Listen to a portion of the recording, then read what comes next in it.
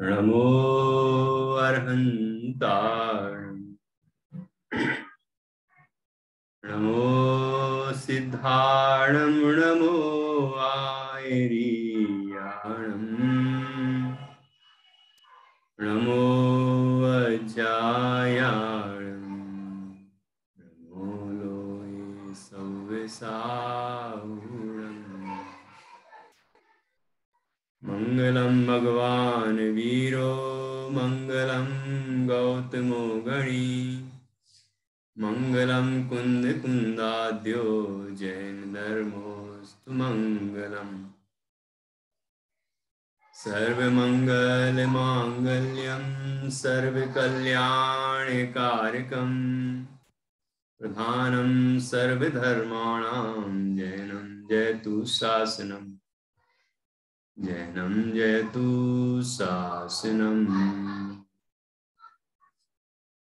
इंद्रसद्वन्द्याणम्, विभुवनहित मधुर विशद वक्काणम्, अन्तातीत गुणाणम्, नमो जिणाणं जिद भवाणम्,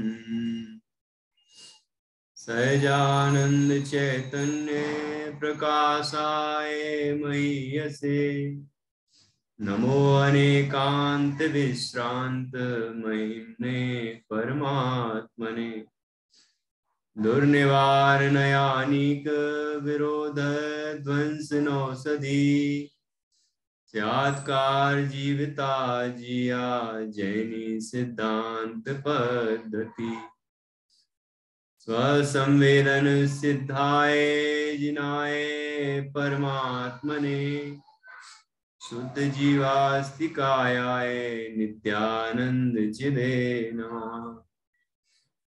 अभिवंदे ऊर्ण शिरसा, अपुण भव कारणं महावीरं,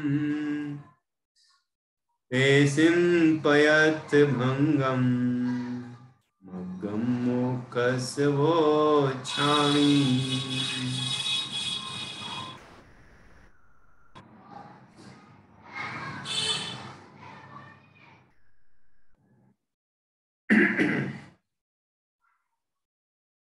आचार्य श्री कुंद कुंद देव द्वारा रचित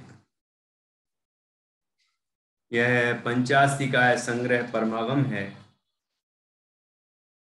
इसका दूसरा अधिकार चल रहा है और उसमें 9 पदार्थों में से जीव पदार्थ की चर्चा का उपसंहार किया जा रहा है। यहाँ जीव पदार्थ जो कि संसारी और सिद्ध के रूप में 2 प्रकार से कहे गए। संसारी त्रस और स्थावर के भेद से 2 प्रकार कहे गए और जीव भव्य और अभव्य के भेद से भी 2 प्रकार के कहे गए। यहाँ सभी जीवों का सामान्य लक्षण एक ही है, उपयोग सब चैतन्य स्वरूप तत्व हैं। यहां से देखो तो विश्व के सभी जीव समान हैं, किसी जीव में असमानता नहीं है। पर्याय की जो योग्यताएं हैं या पर्याय में जो अंतर है, पर्याय में जो अभिव्यक्ति है उसकी अपेक्षा से मात्र अंतर है, लेकिन स्वभाव की अपेक्षा से किसी जीव में कोई अंतर नहीं है। ये चर्चा हमने अभी तक की।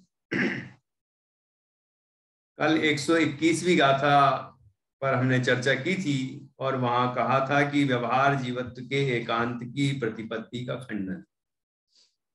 तो उसमें ये बताया था कि इंद्रियां जीव नहीं है और 6 काय के जीव कहे जाते ना, तो उसमें जो 6 काय हैं वो जीव नहीं है। फिर जीव कौन है कि उसके काय के मध्य में जो ज्ञान है, इंद्रियों के मध्य में जो ज्ञान है, वह ज्ञान स्वरूप तत्व ही जीव है। और आचार्य जयसेन स्वामी ने उसको और अच्छा स्पष्ट किया है, वो मैं 4 पंक्तियां पढ़ रहा हूं, उसके बाद फिर 122वीं गाथा पर हम चर्चा करेंगे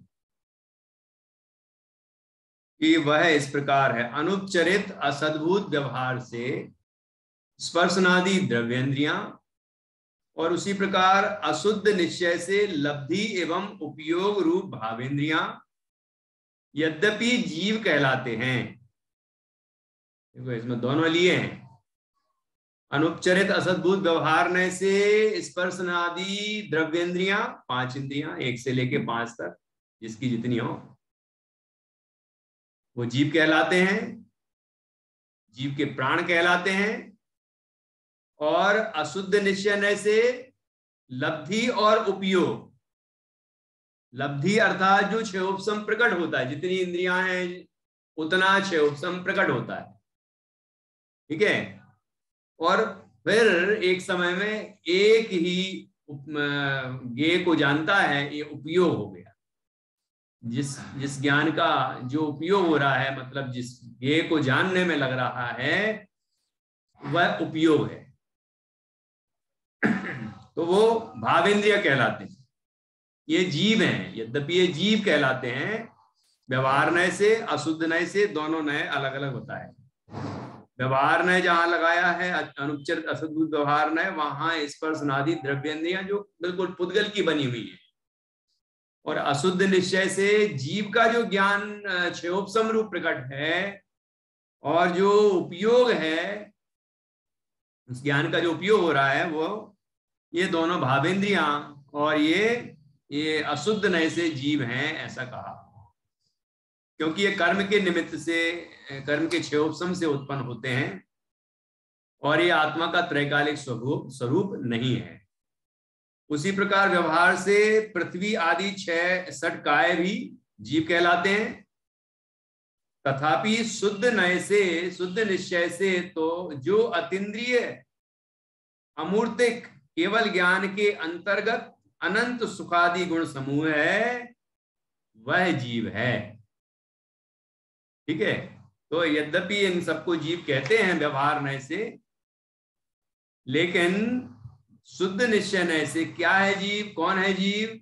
जो सिद्धों के जैसा है, जो केवल ज्ञानादि स्वभाव वाला है, जो अतीन्द्रिय अमूर्तिक अनंत सुखादि गुणों के समुदाय रूप है, केवल ज्ञानादि स्वरूप है, स्वभाव रूप है, ऐसा जो शुद्ध चैतन्य स्वभाव है, वह जीव है। उसी को यहां ज्ञान कहा था। इस तरह से बहुत ही सुंदर चर्चा हमने इसमें की। अब 122वीं गाथा पर चर्चा करें। अन्य से असाधारण ऐसे जीव कार्यों का कथन। असाधारण, जो साधारण नहीं, सामान्य नहीं है, मतलब 6 द्रव्यों में नहीं पाया जाएगा वो कार्य, वो केवल जीव में ही पाया जाएगा, तो जीव का असाधारण कार्य कहलाएगा वो। तो ऐसा कौन कौन सा कार्य है, ऐसे कौन कौन से कार्य हैं जो जीव में ही होते हैं, अन्य में नहीं होते, वो इस गाथा में 122वीं गाथा में बताए गए। देखिए पढ़ते हैं।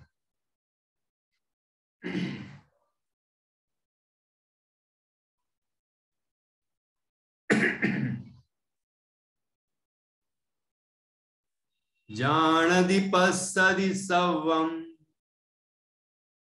इच्छदि सुखम विभेदि दुःखादो उवदि हिदमहिदं वा भुंजदि जीवो फलम तेसिम। फिर से नित्या। जानदि पश्यदि सवम् इच्छदि सुखम विभेदि दुःखादो उवदि हिदमहिदं वा जीवो फलम तेसिम।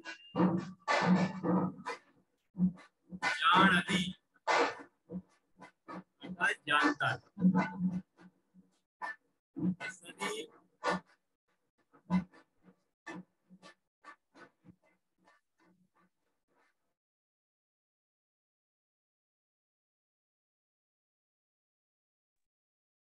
जानती अर्थात जानता है, और सदी अर्थात देखता है, सबम सब कुछ है ना, जानता है, देखता है। इच्छति सुखम सुख की इच्छा करता है। आप बताना कि कौन से ग्रंथ की कौन सी पंक्तियां आपको याद आ रही हैं। इच्छति सुखम सुख की इच्छा करता है, सुखी होना चाहता है। विभेदी दुखादो और दुखादो विभेदी दुख से भयभीत होता है, दुख से डरता है। कितनी बातें हुई? सब कुछ जानता है, देखता है, सुख की इच्छा करता है, दुख से डरता है। 4 कार्य हो गए। उपवदी हित महिदम वा हित और अहित को करता है ना, किसी का हित करता है, किसी का अहित करता है। तो हित और अहित को करता है, अपना हित करता है, अहित करता है, अपना भी लगा सकते हैं। भुंजति जीवो फलम देसिम और जीव देसिम फलम भुंजति और उसके फल को भी प्राप्त करता है। ठीक है, कितने काम हो गए, ख्याल में आया? तो ये सब कार्य जीव ही करता है, जीव के अतिरिक्त कोई दूसरा द्रव्य नहीं करता। ये जीव के असाधारण कार्य हैं। ठीक है, तो अब देखते हैं कि ये कब कब ये काम करता है, कब, है ना। इस अवस्था में संसार अवस्था की मुख्यता है। यहाँ जो चर्चा है वो संसार अवस्था की मुख्यता है। तो संसारी जीव इस तरह चाहते हैं। और देखिए, भगवान को तो ये सब हो ही गया है, वो चाहने की जरूरत कहाँ है। देखो, जीव सब जानता है और देखता है, सुख की इच्छा करता है, दुख से डरता है, हित अहित को अर्थात शुभ अशुभ भावों को करता है और उनके फल को भोगता है। ख्याल में आया? देखो, क्या क्या करता है, क्या क्या भोगता है, ये जीव करता है ना। अब अपन इसके बाद टीका पढ़ेंगे। ये तो ख्याल आ ही गया होगा। अब इसको और स्पष्ट करेंगे टीका में। यह अन्य से असाधारण ऐसे जीव कार्यों का कथन है, अर्थात अन्य द्रव्यों से असाधारण ऐसे जो जीव के कार्य वे यहाँ दर्शाए हैं। चलिए, तो आप लोग में से कौन पढ़ेगा आगे की टीका? पीनू जी, आप पढ़िए।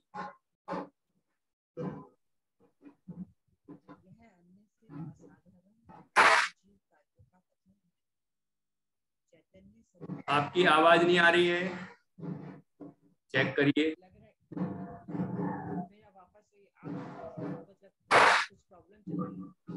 नहीं आ रही? अच्छा, प्रॉब्लम है कुछ? ठीक है, तो निधि जी आप पढ़ेंगी? जी भैया। टीका, यह अन्य से असाधारण ऐसे जीव कार्यों का कथन है, अर्थात अन्य द्रव्यों से असाधारण ऐसे जो जीव के कार्य वे यहाँ दर्शाए हैं। मम्मी जी पढ़ेंगी।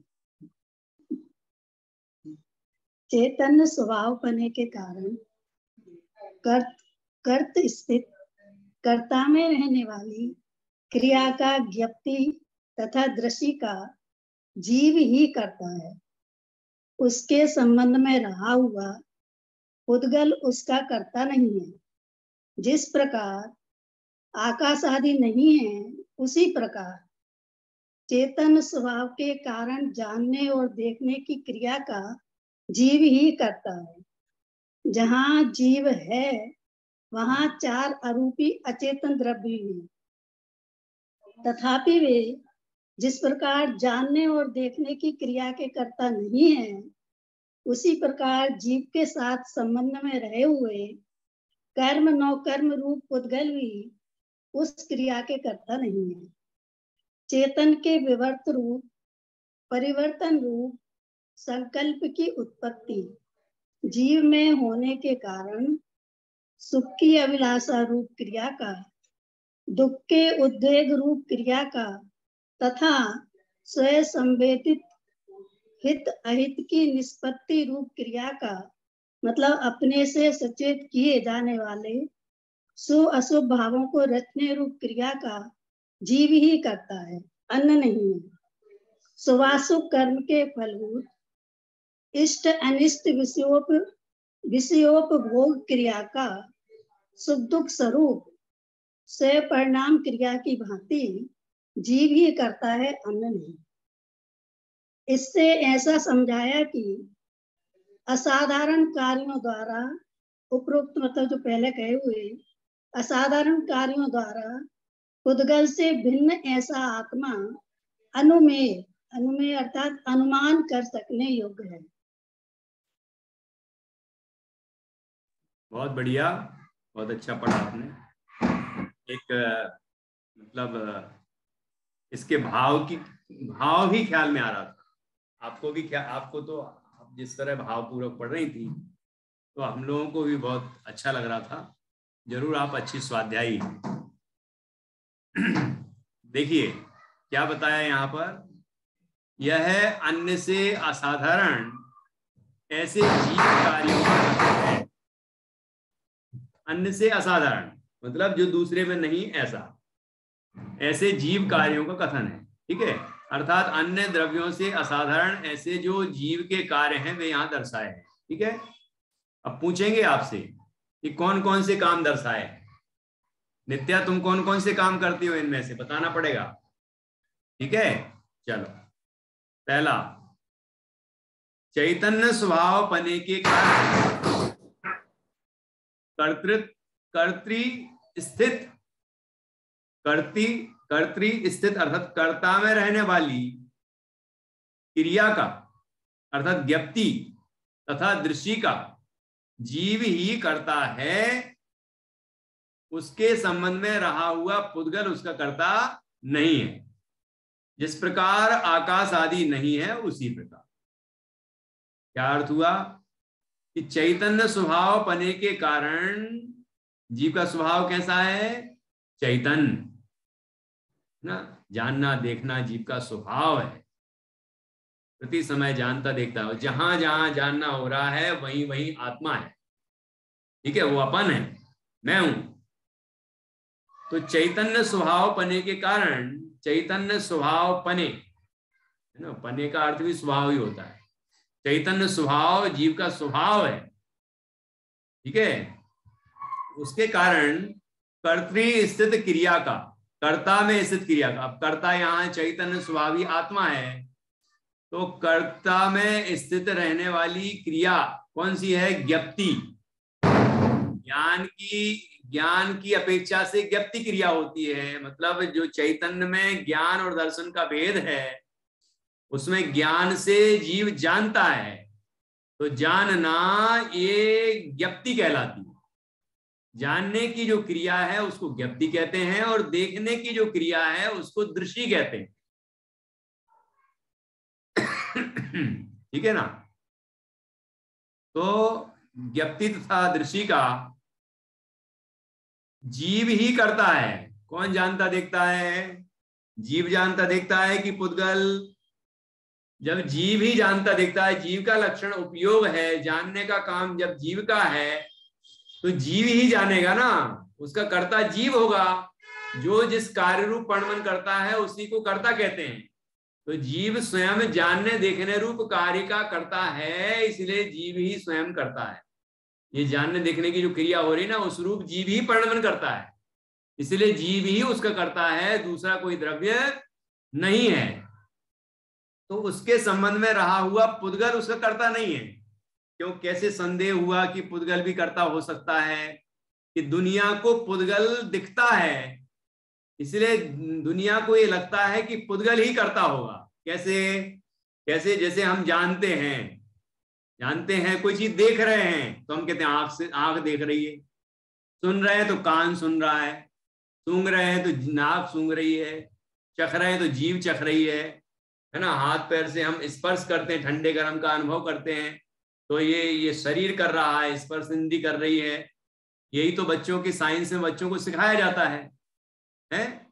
ये सब सेंस ऑर्गन्स हैं, इससे ही हम ये पांचों इंद्रियों से हम जानते देखते हैं। लेकिन ये तो पुद्गल है, ये पुद्गल से थोड़ी जान सकते हैं, देख सकते हैं। जीव की क्रिया जीव ही करेगा, पुद्गल नहीं कर सकता।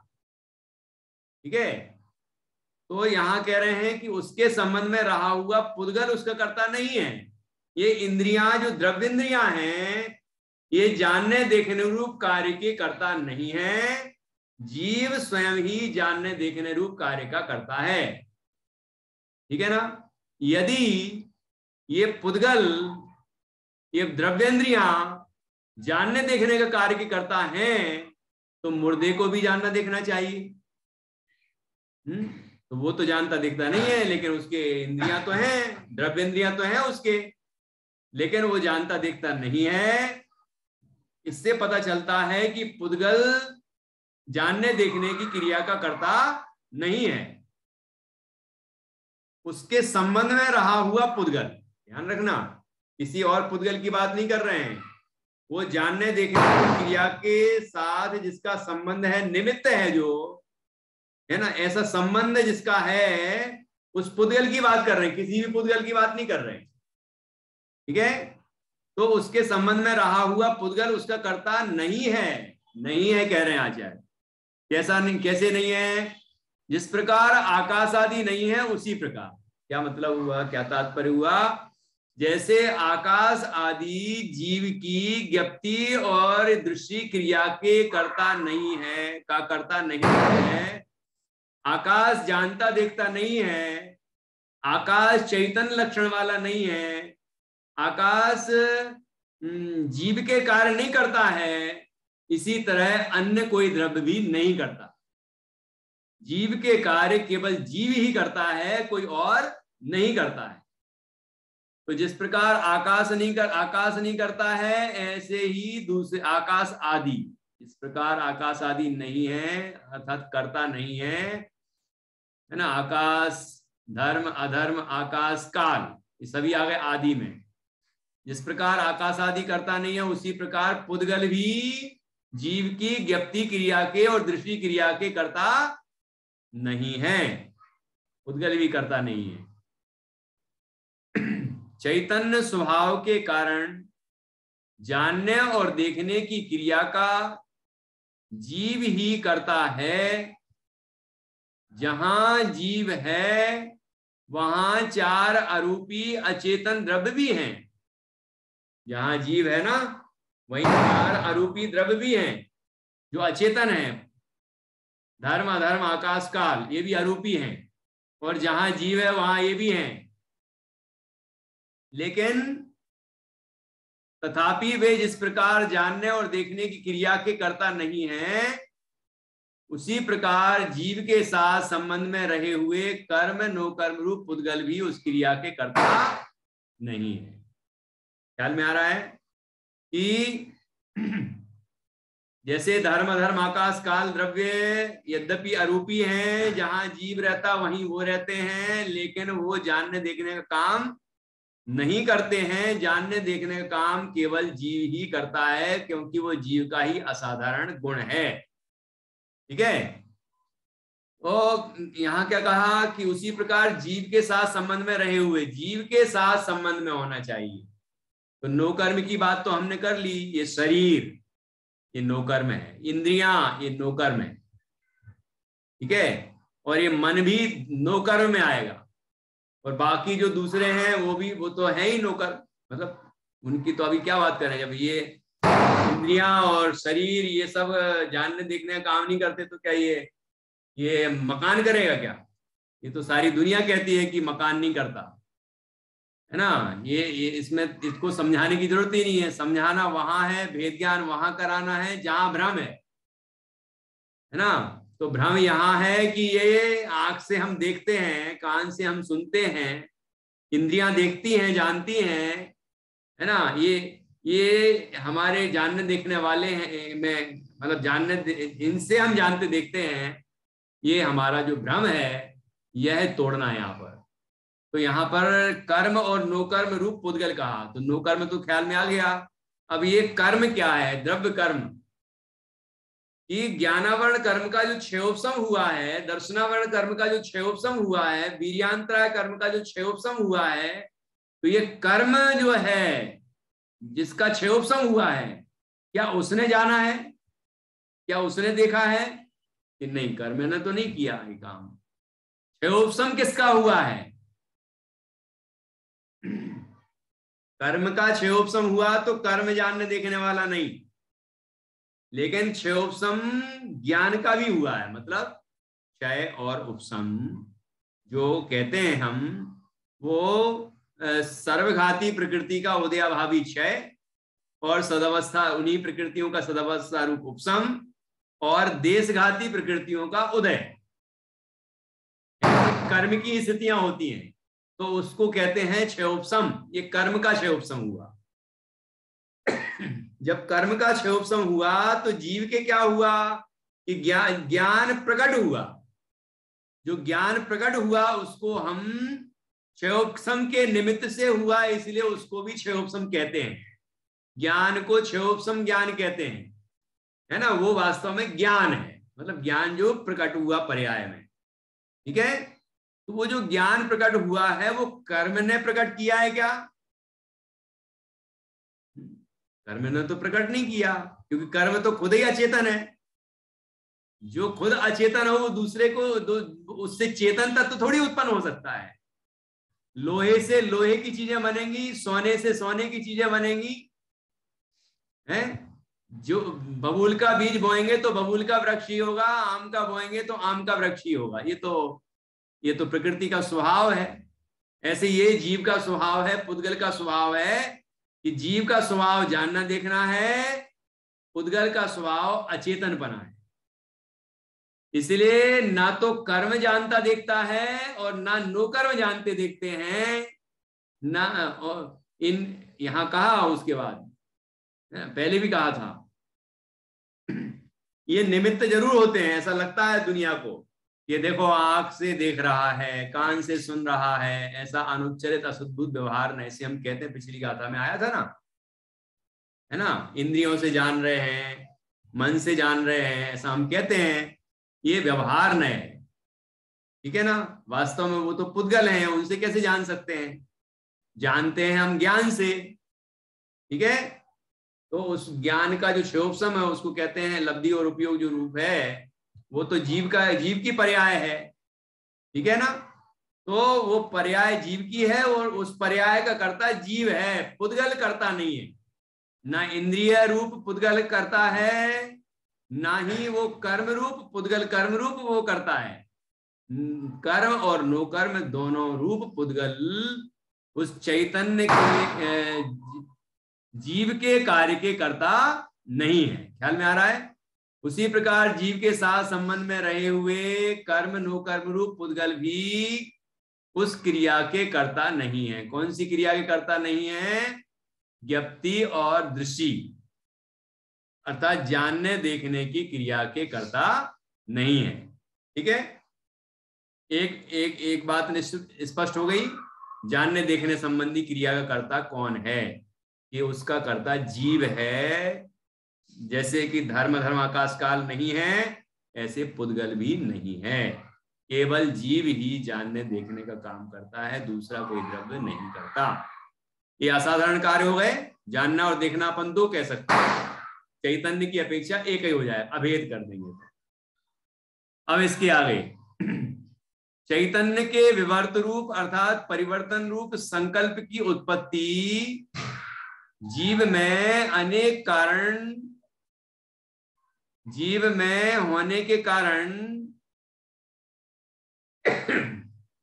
चैतन्य के विवर्त रूप मतलब चैतन्य का परिवर्तन, परिणमन रूप संकल्प की उत्पत्ति, जो संकल्प होते हैं जीव को, ठीक है, संकल्प विकल्प होते ना, तो संकल्प की उत्पत्ति होने के कारण, जीव में होने के कारण सुख की अभिलाषा रूप क्रिया का, तो जीव को सुख की अभिलाषा रूप क्रिया हुई, मतलब सुख चाहता है।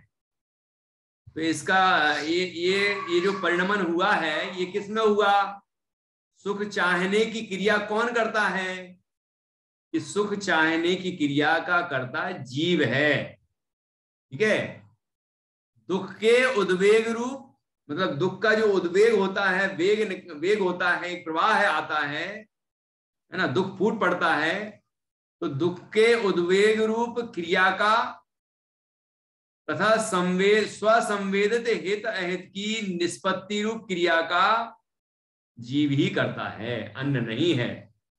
तो कितनी बातें कह दी यहां पर कि एक तो सुख चाहने की क्रिया, दूसरा दुख के उद्वेग रूप क्रिया, मतलब दुखी उद्वेग, वहां जो ऊपर आया था कि दुख से डरना, है ना, तो यहाँ पर उद्वेग का तो अर्थ होता है जो वेग आता है, मतलब जो प्रवाह है उत्पन्न होता है ना, वो है। तो यहाँ दुख के उद्वेग रूप क्रिया या दुख को दूर करने संबंधी क्रिया, दुख से डरने रूप क्रिया, जो टीका मूल गाथा में आया था, है ना, विभेदी, भयभीत होता है, दुख से डरता है, ठीक है ना, तो वह शब्द भी अपन यहां समझेंगे। तो दुख का उद्वेग होना है और दुख को दूर करने की भावना होना, दुख से डरना, ये क्रिया भी जीव ही करता है। तथा स्वसंवेदित मतलब स्वयं के जो अनुभव में आने वाले हैं, ऐसे हित अहित की निष्पत्ति रूप क्रिया का, मतलब हित अहित की पर्याय उत्पन्न हो रही है ना, ऐसी क्रिया उत्पन्न हो रही है, तो उसको हित अहित का अर्थ क्या किया? अभी अपन ने क्या अर्थ किया था कि अपना हित चाहना, अहित नहीं चाहना, दूसरे का हित चाहना, दूसरे का अहित नहीं चाहना, या दूसरे का अहित करने की भावना होना या दूसरे के हित करने की भावना होना। ये भावनाएं, ये विकल्प, संकल्प कहाँ हो रहे हैं? ये जीव की पर्याय में हो रहे हैं। और ये यहाँ पर हित अहित का एक और अर्थ किया है ब्रैकेट में, अपने से संचेतन किए जाने वाले शुभ अशुभ भावों को रचने रूप क्रिया का। तो यहाँ हित में लेना शुभ भाव और अशुभ में अहित में लेना अशुभ भाव। तो हित रूप भाव और अहित रूप भाव भी जीव ही करता है। ऐसे ये सभी भाव को करने वाला जीव स्वयं ही है, जीव ही करता है, अन्य नहीं है। इन भावों का कर्ता जीव ही है, अन्य कोई नहीं है। ठीक है। अन्य कोई नहीं है मतलब पुद्गल, धर्म, अधर्म, आकाश, काल नहीं है। और जीव के, एक जीव के परिणाम इतने सारे जो हो रहे हैं, उसका कर्ता वो खुद जीव ही है, दूसरा जीव भी नहीं है। दूसरा जीव भी उसके परिणामों का कर्ता नहीं है। और क्या कहा? हाँ, निधि जी कुछ पूछ रहे हैं इसी संबंध में। हाँ भैया, बाकी तो समझ आ गया। ये दुख के उद्वेग रूप क्रिया का या तो मेरा उपयोग इधर उधर हुआ है या मुझे बात समझ में नहीं आई है। उद्वेग का मतलब उबाल आना होता है ना, बढ़ना, दुख का बढ़ना, दुख की अनुभूति होना, वही है, वही है। अच्छा, वही है, मतलब दुख का जो अनुभव होता है वो भी जीव को ही होता है। वो जीव को ही होता है। ठीक है। दुख दूर करने की भावना भी जीव को ही होती है, दुख से डरता भी जीव ही है। ठीक है, मूल गाथा में आया था, वो भी अपन यहां से लेंगे। ठीक है, चलो आगे। शुभ अशुभ कर्म के फलभूत, देखो अभिभाव हुए थे शुभ अशुभ, फिर उससे बंधे कर्म, तो कर्म का आया फल, उस कर्म का फल आया तो क्या हुआ? इष्ट अनिष्ट भोग सामग्रियां मिली, है ना। तो ये कर्म और कर्म का फल और मिलने वाली इष्ट अनिष्ट भोग सामग्रियां, विषय सामग्रियां, ये भी सब पुद्गल ही हैं। लेकिन उसके भोगने का जो भाव है वो जीव करता है। उसका कर्ता कौन है? कि जीव। शुभ अशुभ कर्म के फलभूत इष्ट अनिष्ट विषयों के उपभोग रूप क्रिया का सुख दुख मतलब उसको इष्ट अनिष्ट, जो इष्ट मतलब जो हमें मनपसंद है, हमारे मनोज्ञ हैं ऐसे विषय, अनिष्ट मतलब जो हमारे लिए दुखदाई हैं ऐसे विषय, हमें पसंद नहीं है ऐसे विषय, उनको उनका बार बार उपभोग करना, भोगना, उस क्रिया का कर्ता कौन है? कि वो भी जीव ही है। मतलब इस तरह के भाव, भोगने के भाव जीव ही करता है, कोई और नहीं करता। सुख दुख, और फिर उसके बाद उससे होने वाले फल में, उसके फल में होने वाले सुख दुख स्वरूप स्वपरिणाम क्रिया की भांति जीव ही करता है, अन्य नहीं। जैसे सुख दुख स्वरूप जो सुखी दुखी होने रूप भाव है, उस स्वपरिणाम क्रिया का, अपने परिणाम रूप क्रिया का, है ना, जीव ही करता होता है, उसको भोगने वाला होता है। ऐसे ही ये इष्टनिष्ट पदार्थों, इष्टनिष्ट विषयों को भोगने वाला जीव है, भोगने वाला जीव है, ऐसा हम व्यवहार नहीं से कहते हैं कि पंच इंद्रिय के विषय भोगे, है ना, ऐसा हम कहते हैं तो वो जीव को ही कहते हैं। टेबल कुर्सी ने मिठाइयां भोगी, ऐसा कहता कोई? टेबल पे मिठाई गिर जाए तो टेबल ने मिठाई भोगी, ऐसा कहेंगे क्या? दूध गिर जाए तो ऐसा कहेंगे कि टेबल पूरी उसने पूरा दूध चख लिया, दूध का भोग कर लिया, ऐसा कहेंगे क्या? नहीं कहेंगे। जीव हम जब खाते हैं, पीते हैं, विषय सेवन करते हैं, अन्य पांचों इंद्रियों के, मन संबंधी भी, तो ऐसा कहा जाता है कि जीव इनको भोग रहा है, तो असद्भुत व्यवहार नहीं से ऐसा कहेंगे। ठीक है। इस प्रकार इन सभी परिणामों का कर्ता जीव ही है, अन्य कोई नहीं। इससे ऐसा समझाया कि उपरोक्त असाधारण कार्यों द्वारा पुद्गल से भिन्न ऐसा आत्मा अनुमेय अर्थात अनुमान कर सकने योग्य है। पुद्गल से भिन्न मतलब पुद्गल ही इन सब कार्यों का कर्ता नहीं है। इससे पता चलता है कि जीव उसके कार्यों का कर्ता है, उन कार्यों का कर्ता है जो ऊपर कहे हैं। मतलब जीव इस पुद्गल से भिन्न एक पदार्थ है, इस बात का ज्ञान हमें होता है इन सभी